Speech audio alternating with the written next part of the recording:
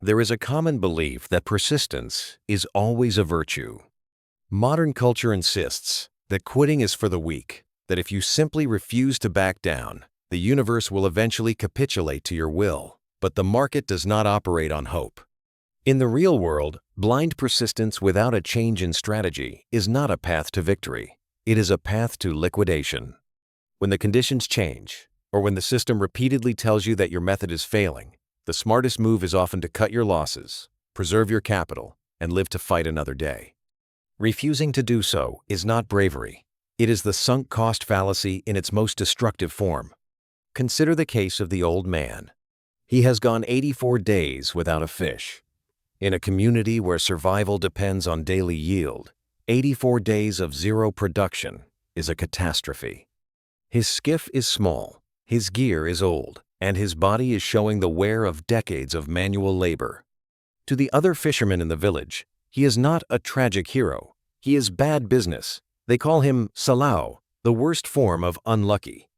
The boy who used to work with him, his only apprentice, has been ordered by his parents to leave. The boy's family cannot afford to subsidize a failing enterprise. They move the boy to another boat, one that catches 3 good fish in its first week. The old man is left alone with his empty skiff. Every evening, he hauls his skiff up onto the pebble beach. He carries the heavy wooden mast on his shoulder. His sails are patched with flour sacks, looking like the flags of permanent defeat. His hands are scarred from handling heavy line. But these are old scars, not new ones. He has not had a heavy fish on his line to cut his flesh in nearly 3 months. In his small shack made of tough bud shields of royal palm, he sleeps on old newspapers. He eats yellow rice with fish when he has it, and when he does not, he pretends he has it. He accepts a plate of food from the boy, who brings it from the local cafe. The old man does not refuse the charity, but he does not acknowledge his dependency either. He speaks of the baseball leagues, of the great DiMaggio, focusing on the successes of others to distract from his own declining balance sheet. His pride remains intact, even as his physical resources dwindle to nothing. 84 days of failure have not caused him to reevaluate his methods. They have only increased his desperation. He does not seek a partnership on a larger vessel. He does not change his tackle or seek new markets. Instead, he decides to double down on his single-source strategy. He resolves to do something drastic to break the streak. On the 85th day, he wakes the boy early. They drink coffee from condensed milk cans. The old man carries his gear down to the water. He puts the sardines wrapped in newspaper into the bow. He has fresh bait, purchased with money he did not earn. He pushes the skiff into the water. He does not row toward the shallow waters where the other fishermen are working. He does not want the safety of the fleet.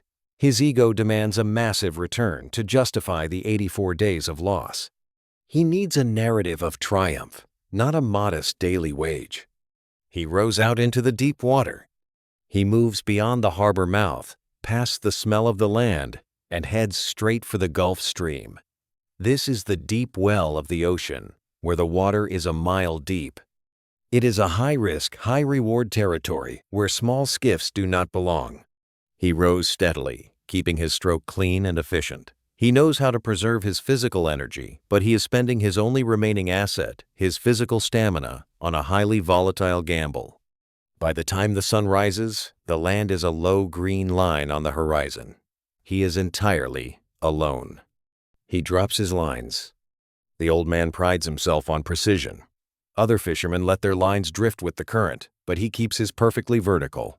He has 4 lines out, set at precise depths: 40 fathoms, 75, 100, and 125 fathoms. Each line is baited with a fresh sardine, its hook concealed. He watches the green sappy sticks that serve as his floats. He waits. An hour passes, then another. The sun grows hot. The salt water dries on his arms, leaving a white crust. Then, one of the projecting green sticks dips sharply. The old man does not move. He watches the line. It does not dip again. It simply holds, then begins to slip downward, slowly, with an immense, unyielding weight. He reaches out and takes the line gently between his thumb and forefinger. He feels no vibration, no frantic thrashing of a small fish. He feels only a cold, heavy pull. Something massive, down in the dark of the 100-fathom line, has taken the bait. The old man has finally secured his target. But in the deep water, far from shore, on a fragile wooden skiff, he is about to learn the difference between acquiring an asset and being able to manage it. The line continues to slip through the old man's fingers. It is not a sudden, violent run, but a steady, mechanical drag that does not stop. He reaches down and secures the spare coils of line, splicing them together to give himself more slack. He knows the species by the behavior. A tuna would have plunged rapidly, spinning the line. A shark would have thrashed, cutting the cord with its teeth. This is a marlin, an oversized asset. Based on the angle of the line and the resistance against his hands, the old man estimates its weight. It is not just large, it is massive. It is a specimen that exceeds the physical dimensions of his vessel, likely measuring 2 feet longer than his 16-foot skiff. In any business, landing a massive contract is considered the ultimate victory. But in the physical world, an enterprise must scale its infrastructure to match its acquisitions. The old man has no such infrastructure. He has a small wooden skiff, 2 oars, and a single knife. He has no winch to hoist a heavy load. He has no crew to assist with the physical labor. He has no radio to call for support. He has zero capacity to store, preserve, or transport an asset of this scale. He has secured a billion-dollar deal with the operational capacity of a sole proprietor working out of a garage. He has acquired something he has no physical capability to manage. The fish does not surface. It does not waste energy in spectacular leaps. It simply aligns itself with the current and begins to swim.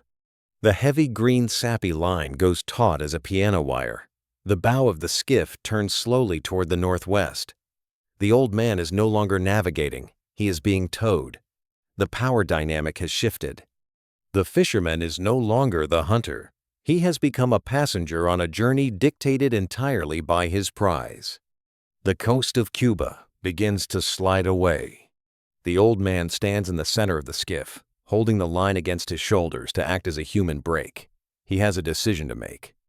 It is a choice that every over-leveraged operator faces when a venture begins to pull them into deep water. He has a sheath knife. He could reach down, press the blade against the taut hemp line, and sever the connection. The cost of doing so is minimal. He would lose a single hook, 40 fathoms of line, and a sardine. This is minor operational overhead, a manageable loss. He could then turn the skiff, use the afternoon breeze to row back to the coastal shelf, and target the smaller, high-velocity assets like mackerel or albacore.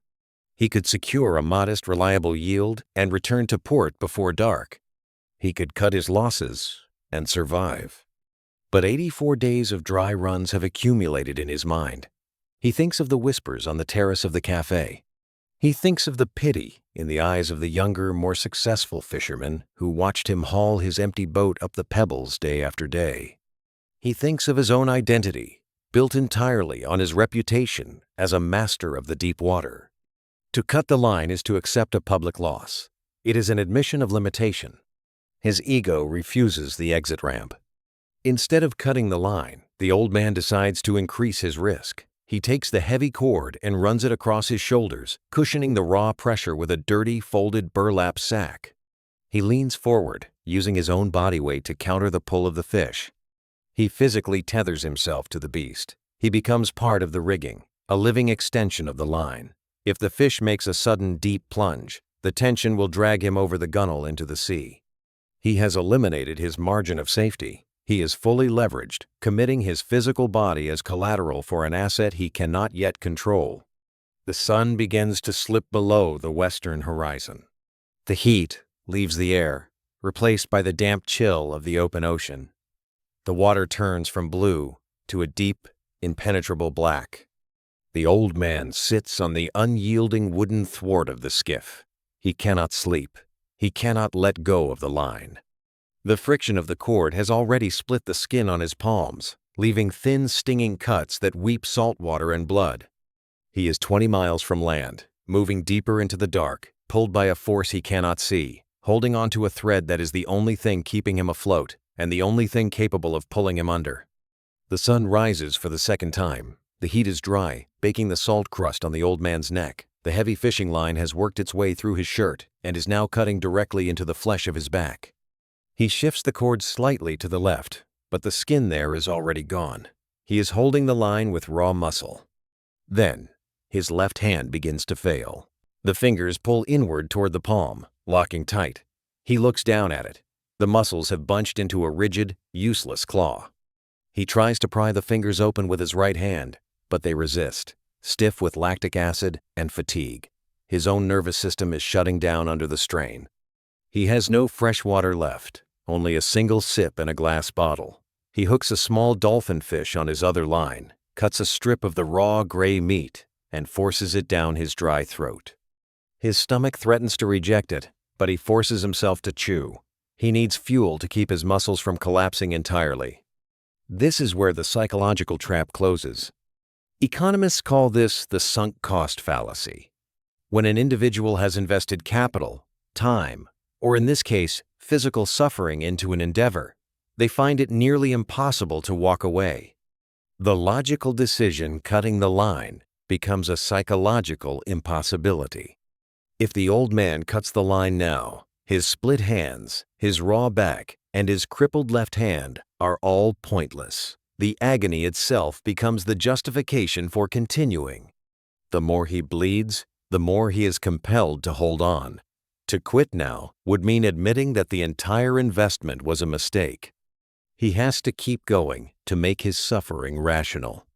He begins to talk to the fish. The silence of the open ocean is absolute, and he fills it with his voice. "I love you and respect you very much," he says to the dark water. He calls the marlin his brother. He speaks of its beauty and its endurance as if they are partners in a shared venture. This is a common behavioral coping mechanism. When a person is trapped in a destructive situation, be it a failing business or a bad relationship, they often romanticize the source of their pain. By transforming a cold, primitive struggle for survival into a mystical bond, the old man rationalizes his own poor decision-making. He is not a victim of his own pride. He is part of a grand drama. The third day begins with a change in the angle of the line. The tension is shifting.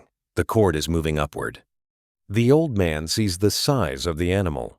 It is larger than he estimated. It is a fish that weighs well over 1,000 pounds, its flanks striped with light purple, its eye the size of a man's fist. The scale of the asset is terrifying. His 16-foot skiff looks like a toy beside it. The fish starts to circle. This is the final phase of the struggle. The marlin is exhausted, swimming in slow, tightening rings around the boat. But the old man is also operating at his absolute limit. His vision is dark at the edges. Black spots drift across his eyes. He hauls the line in, foot by foot, stepping on the wet cord with his bare, calloused feet to hold every inch of progress. His hands are raw, leaving bloody smudges on the wooden gunwale. The fish passes close to the side of the skiff. It lies on its side, its silver belly gleaming in the water, its great eye looking up. The old man lets go of the line with his right hand. He reaches for his harpoon. He lifts the heavy ash shaft with his remaining strength and drives the iron point down into the fish's side, just behind the great pectoral fin. The fish leaps once more, a final, violent spasm of life, throwing water over the old man and the entire skiff. Then, it falls back into the sea. It lies still. A dark cloud of red blood begins to spread from its chest, staining the clear blue water of the Gulf Stream. The battle is over. The giant fish floats beside the tiny skiff, its silver body turning slowly in the swell. The old man has won his prize. But out here, in the deep water, he has no idea that the real war is about to begin. The harvest is complete, but the old man now faces the cold laws of physics. The marlin is too massive to pull into the boat. The fish weighs nearly 1,500 pounds, while the 16-foot skiff itself weighs less than half that amount. He tries to rig a makeshift hoist using his mast and the main sheet. But the wood of the gunwale groans under the strain, dipping the edge of the boat to within inches of the waterline.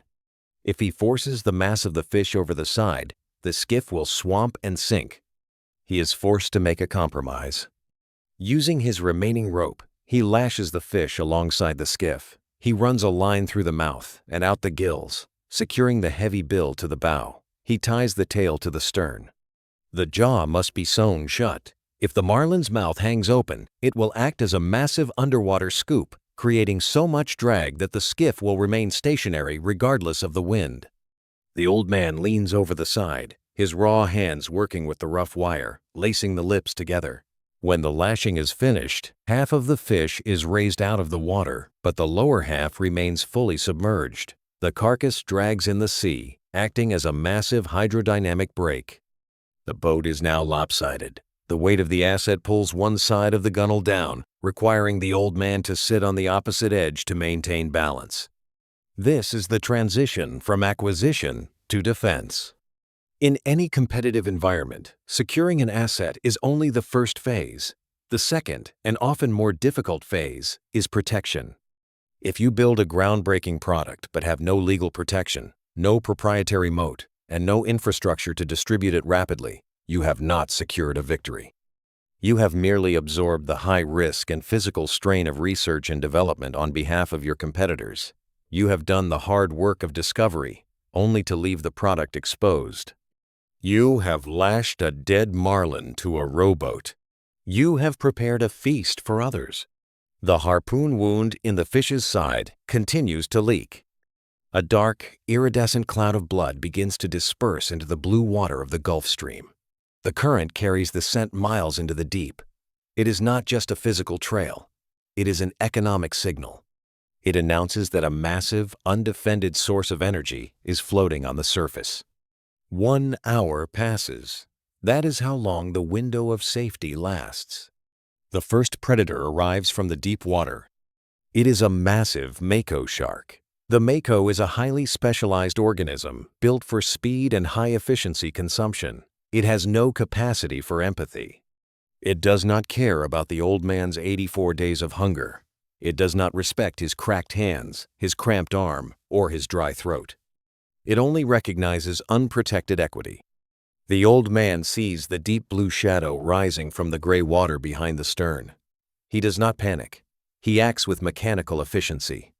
He takes his oar, places his sheath knife against the heavy wood of the blade, and wraps it tightly with dry cord, binding the handle to the wood. He has built a crude lance. He stands in the lopsided boat, holding the oar with his raw hands, waiting as the shadow takes shape. The shark does not hesitate. It does not circle the boat to assess the danger. It has detected the blood trail, locked onto the source, and is moving at full speed. Its tail thrashes the water, driving its sleek gray body forward. The triangular fin cuts the surface, leaving a white wake.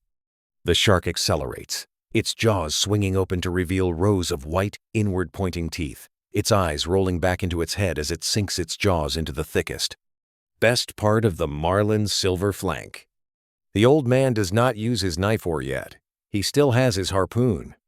As the mako shark's head rises out of the water, its teeth buried in the silver flank of the marlin, the old man lifts the heavy ash shaft and drives the iron point down with all his remaining body weight. The iron enters the shark's brain, just between the eyes. The mako rolls over, its blue eyes turning yellow, and begins to sink slowly into the deep blue water. But as the dead weight of the predator slips down into the abyss, its locked jaws do not release.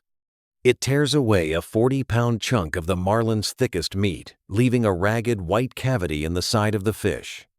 The harpoon line snaps under the tension. The iron, the rope, and the shark sink together, leaving only a fresh, heavy slick of oil and blood on the surface.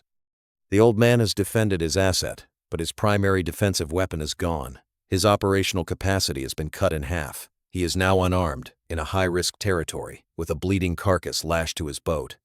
He must improvise with his remaining assets. He takes his sheath knife and lashes it to the blade of one of his oars, wrapping the hemp cord tightly with his raw, bleeding hands. The rope cuts into the split skin of his palms, but he pulls the knots taut until the blade is secure. His hands are sticky with blood and salt. Every movement is slow. He is operating on zero sleep, minimal water, and a heavily depleted nervous system. 2 hours later, the next predators arrive. They are Galanos broad-headed shovel-nosed sharks. They are not solitary high-speed hunters like the mako. They are pack-hunting scavengers. They follow the scent trail directly to the lopsided skiff. The old man stands at the gunwale, holding his makeshift spear. When the first shark thrusts its head out of the water to tear at the marlin's belly, the old man drives the knife oar into its eye. The shark retreats, thrashing, but the second shark is already taking a bite from the tail.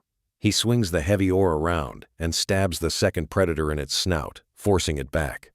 But the smell of blood is now multiplying. The water is a trail of high-yield opportunity.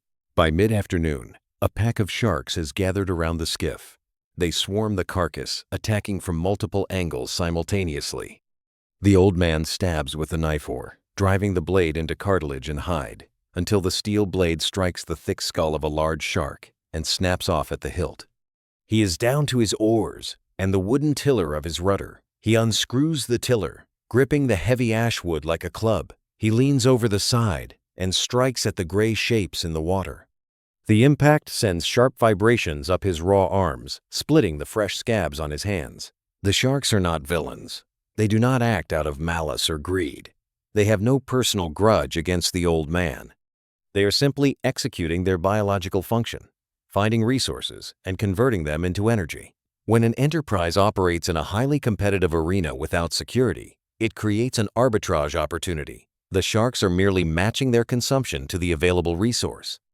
There is no personal animosity. They do not care about the old man's 84 days of failure, his physical courage, or his pride. They only care about the calories. This is an asymmetrical conflict. The old man is trying to defend a massive, exposed resource with a wooden stick. The mathematics of ruin are absolute. The market has infinite capacity, and he has a finite amount of wood. He cannot win. The sun sets, leaving the skiff in total darkness. He cannot see them. He can only hear them. The water around the boat is a chaotic swirl of bioluminescence and tearing flesh.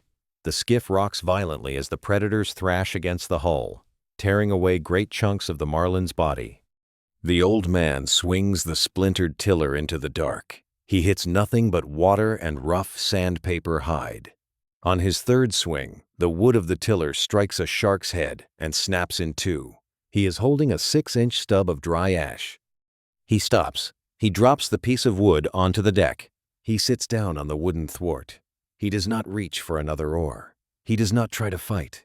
He has run out of leverage, tools, and energy. He lets them take the rest of the fish. He is finally defeated. He enters the mouth of the harbor in the middle of the night. The village is dark. There are no lights in the shacks along the beach, and the terrace of the cafe is empty. The wind is steady, pushing the lopsided skiff toward the rocky shore. He steps out of the boat into the cold water, his feet sinking into the mud, and secures the line to a stone pier. What remains lashed to the side of the skiff is 18 feet of bone. There is the white, segmented column of the spine, the massive vertical tail, and the heavy skull with the long pointed bill. The skin is gone. The meat is gone. The market has taken 100% of the yield. The old man has returned with zero inventory, zero capital, and zero operating reserves. He has nothing but a monument to a catastrophic strategic failure. He unsteps the pine mast, wrapping the dirty sail around it. He lifts the wood onto his shoulder. The weight bears down directly on the raw, open wounds across his back. He begins the walk up the hill to his shack. His legs are stiff from 3 days of sitting in the salt spray. After 20 yards, his knees buckle. He sits down on the dirt road, the heavy mast resting across his lap, waiting for the strength to return to his thighs. He does not look at the water or his boat. He looks at the dust between his feet. He stands, walks another 50 yards, and falls again. He repeats the process until he reaches the door of his palm leaf shack. He leans the mast against the exterior wall, enters the dark room, and lies down on the bed. He does not wash. He does not eat. He lies face down on the yellowed newspapers, his arms stretched out to his sides, his palms open and facing upward. He falls into a deep, heavy sleep. The fishermen stand on the rocks, looking down at the skeleton. One of them, a younger man, with a clean shirt, runs a tape measure along the white bone. 18 feet, he says to the others, from the nose to the tail. The older fishermen nod. They do not speak. They look at the empty boat, the missing harpoon, the splintered tiller, and the skull of the fish. They know the cost of the transaction. They know the price of the 85 days. At the terrace of the nearby cafe, a group of tourists sits down for breakfast. A woman looks out over the harbor, squinting at the long white shape floating by the stone pier. "What is that?" she asks, pointing her finger. The waiter looks in the direction of the pier. He speaks very little English. "Tiburon," he says, nodding. "Shark." "I didn't know sharks had such beautiful tails," the woman says to her companion. They turn back to their plates. The crowd on the beach admires the sheer scale of the skeleton. They discuss the size of the animal, treating it as a spectacle, a legendary achievement. But their admiration does not restock the old man's larder. He has spent 3 days at sea, destroyed his primary equipment, ruined his hands, and exhausted his physical reserve for a trophy that is now garbage. He has no income to show for his labor. He has only the applause of people who risked nothing, paid nothing, and understood nothing of the mechanics of his failure. Applause does not pay the bills. The boy walks up the hill to the shack. He pushes the wooden door open slowly, letting the morning light spill across the dirt floor. The old man is still sleeping face down, his breathing heavy and rattling. The boy sits on the wooden chair beside the bed. He looks down at the old man's hands. The skin is torn, the cuts deep and filled with black thread from the fishing line. The palms are swollen, leaking a clear, yellow fluid onto the dry newspapers. The boy does not speak. He sits in the quiet room, looking at the ruined hands, and begins to cry. A popular phrase emerged from the old man's struggle: "A man can be destroyed, but not defeated." It is a sentiment designed to comfort, but from a strategic perspective, it is a dangerous doctrine. In any physical system, or any market, destruction is defeat. The distinction between a bruised ego and a liquidated enterprise is purely academic. If your venture is ruined, your refusal to admit defeat does not alter your lack of capital. A living fisherman with a small catch is in a far better operational position than a broken man with an 18-foot skeleton. 3 practical rules of survival emerge from this case study. Rule 1. Cut the line. The first rule of long-term survival is the mastery of the exit. Knowing when to walk away is an essential operational skill, not a moral failure. To cut a line is to accept a minor, localized loss to preserve your overall capacity. The old man had multiple opportunities to sever the connection on the first and second days. The loss would have been a single hook and a few fathoms of rope, a negligible cost of business. He chose to remain attached because his identity was bound to the outcome. When the human mind refuses to cut a line, it is usually because of pride, not logic. In any competitive environment, if a venture begins to drag you into territory where you cannot safely operate and where the risk exceeds the potential return, the only rational choice is to cut the line. You accept the loss, protect your tools, and survive to fish tomorrow. Rule 2. Don't hunt whales with a rowboat. The second rule: scale requires infrastructure. The old man spent his remaining physical energy capturing an asset that exceeded his boat's carrying capacity. He had no storage, no refrigeration, and no crew.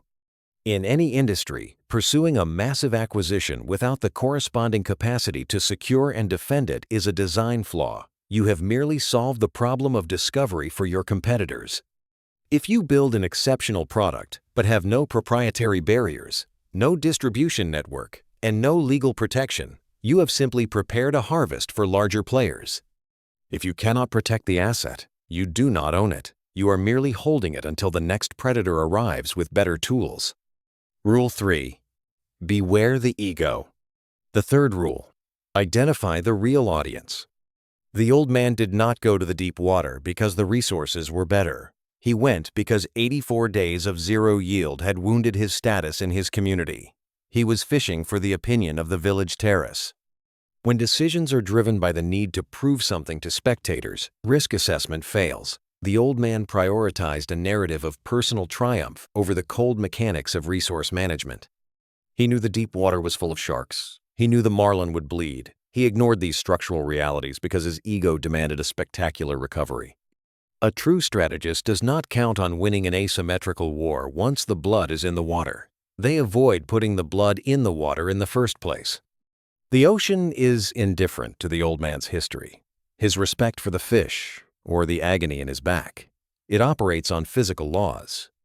The market functions the same way. It does not pay for effort, and it does not respect heroic struggle. It only recognizes preparation, boundaries, and leverage. As you manage your own projects, your own investments, and your own careers, watch your lines.